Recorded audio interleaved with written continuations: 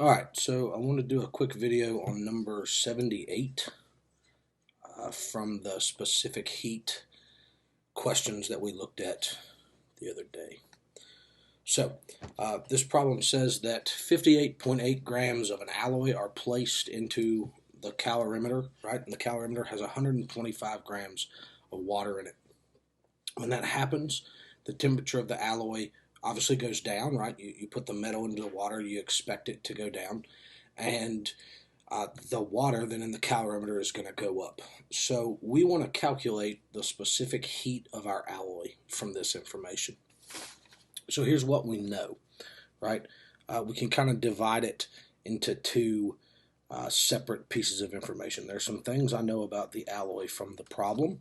Right, I know that I have 58.8 grams, right, that's a mass, and I know that the change in temperature is negative 106.1 degrees Celsius, and I know that I'm looking for C.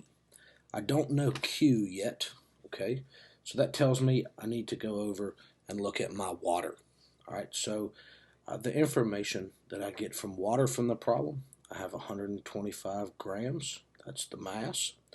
The change in temperature is 10.5 degrees Celsius, right? Because the water increases by that amount, so it's positive.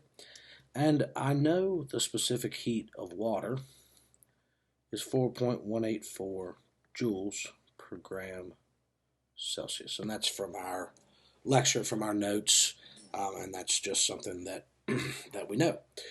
So the first thing I want to do, right, is I want to make sure that you understand why this works.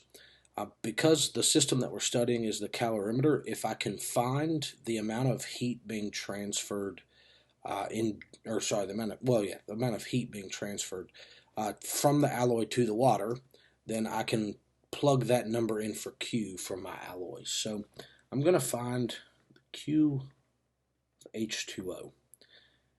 In order to do that, I'm going to use the MC delta T, right? Q equals MC delta T equation. So 125 grams times 4.184 joules per gram Celsius. And I have a change in temperature of 10.5 degrees Celsius. And when I look at that, Celsius cancels, grams cancels, I'm left with joules, and Q should be in joules. When I put that into my calculator, I find that the Q of H2O is 5,491.5 joules. Now, the amount of heat that gets transferred into the water had to come from the alloy, right? So I can take this Q and I can now plug it in over here, right? And we're going to say that the Q of the alloy is this 5,000 number, but it needs to be negative because the heat is leaving the alloy. So 5,491.5 joules will be the Q for my alloy. Now I have all my variables, so I can extend my line here and I can solve this on the other side. So Q equals MC delta T. We are solving for C, so we divide by M delta T on both sides.